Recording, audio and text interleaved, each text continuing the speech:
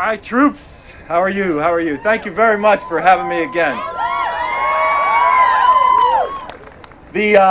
One of the things I want to talk tonight about is the hopelessness that pervades the usual conversations in Washington about Africa. You know, so many people believe that Africa is a continent of hopelessness, that has no future, that is full of death and despair and destruction.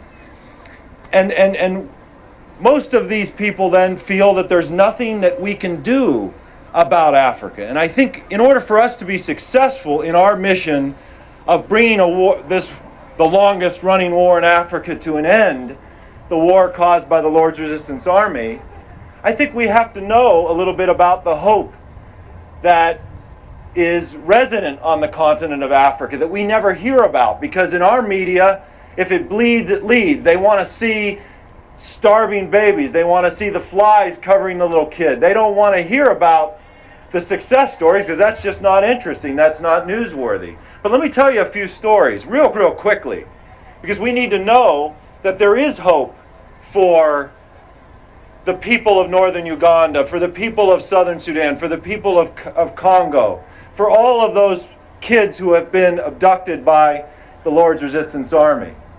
You know, Sierra Leone, a country in West Africa, a small country in West Africa, was at war for 15 years.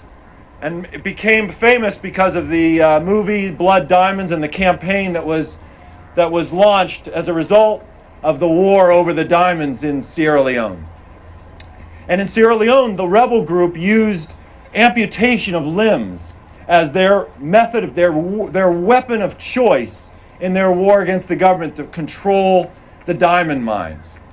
Well, because of people like you, people all over the world who rose up and said, you know what, this is simply unacceptable, and we want our governments and our corporations that buy diamonds to stop doing, to stop business as usual and to invest in a solution. And now, today, Sierra Leone is a country completely at peace. It's a country that is a thriving democracy with an economic growth rate higher than that of the United States and most of Western Europe. This is an incredible success story. No one even knows about it. In Liberia, the same thing, next door neighbor to Sierra Leone, where for many years a terrible war unfolded in that country, also partly because of the natural resource wealth of West Africa. And eventually, the American government, the British government, and a number of governments from West Africa got serious about a solution. And they intervened, and they undertook a very serious diplomatic campaign, and eventually, the president, who was the cause of all the problems, Charles Taylor, was finally driven out of the country. And now he's in The Hague facing at least 12 counts of crimes against humanity for the horrible things that he did to that country. And Liberia today is a country that's completely at peace. It's a country that is finding its way forward and that just elected, just a year and a half ago, the first woman president of all of Africa, Ellen Johnson Sirleaf. These are dramatic stories of hope and transformation. South Africa, all of you know. You know, 20 years ago, people thought that was one of the most hopeless places on the continent. In fact, in the world. It was a country in which racial discrimination was codified into their law, and that non-white people did not qualify as full human beings. And then we all know the story. People all over the world rallied against what was happening in South Africa. They created what was called the anti-apartheid movement, and they worked economic levers, and they worked political pressures, and they came to Congress just like you did today. And they demanded the American government at the time, the administration of Ronald Reagan, change the policy and become much more, and put many more pressures and remove a lot of the business as usual and the economic trade that we were having with South Africa. And eventually it worked. Nelson Mandela was freed from prison. They had an election, a free and fair election, and today South Africa is controlled by the majority, and we just had another election, the third cycle of elections, free and fair elections they've had since the end of apartheid. That's because of an international global movement of people like you who care about human rights and justice.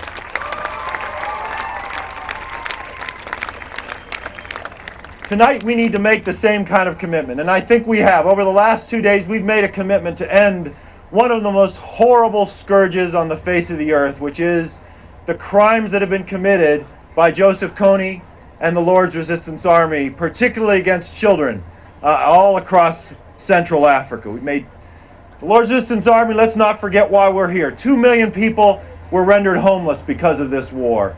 Tens of thousands of kids have been abducted because of this war. And thousands of people, we don't even know how many people have been killed in the forests of northern Uganda and southern Sudan and northeastern Congo. For 2 decades, there have been attempts to have peace processes with the leader of this organization, the Lord's Resistance Army, with Joseph Kony. And for 2 decades, Kony has refused to participate, has refused to negotiate in good faith, and when a deal was actually structured, he refused to actually sign the deal. So let's get this straight. One guy says no, and thousands of people will be killed over the next few years. We can't allow that. One guy says no, and thousands more kids are going to be abducted. We cannot stand by and allow that. One guy says no, and millions more people are going to be rendered homeless. We can't stand by and allow that to happen. We're here to answer that tonight, answer that call tonight, that 911 call that those little kids all over Central Africa are making to us. And every one of you has stood up, you've answered the phone, and you've showed up in Washington, and you've told your representatives and your senators that it is simply unacceptable for human beings to be treated in that way. And I applaud you for what you've done today. The Obama administration has a central role to play in removing Joseph Kony from the battlefield and ending these terrible human rights atrocities. We're here tonight to stand in solidarity with the kids who have been abducted, with the women who have been raped, with the families who have lost their fathers and mothers and brothers and sisters to this horrific insurgency. Also here tonight to stand for a solution, to demand an end to this scar on the face of humanity, to ensure that the Obama administration and this Congress hear our message loudly and clearly so that peace is possible and that Kony is taken out of the equation. So I would conclude with just saying, answering the question that may be on some of your minds, what did we really accomplish today in Washington, D.C.? What did we accomplish today by going and spending time with our members of Congress and our senators? Well, I can tell you, as I moved around Washington all day today, I got one call after another on my cell phone from members of Congress, from senators, from staff assistants, and from people on Capitol Hill saying, who in the heck are these people? They were impressed. You have shaken up the status quo on this issue, and it will never be the same again. Because now these members of Congress cannot say that they do not know. And once they do not know, they will not be able to turn away, because you have to go home now to your districts, wherever you live, and you have to go after these members of Congress and say, remember what we talked about in Washington, D.C. We need you to follow up.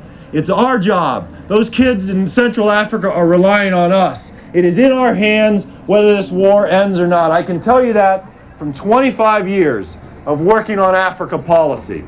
If they don't hear from you, if the administration and Congress doesn't hear from you, nothing's going to happen. But if they hear from you, and the administration gets excited about this issue because they know that voters all across this country care about what they do, then they are going to pay attention and they're going to act.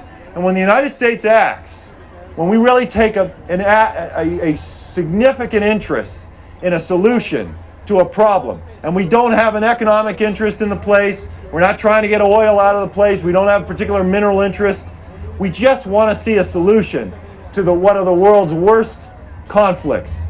And if the United States, if President Obama makes that commitment, which he will, if Congress shouts loudly enough and if we shout loudly enough, we have the chance to end one of the worst human rights crises in all the world. And that's because of what you did today. Thank you so much.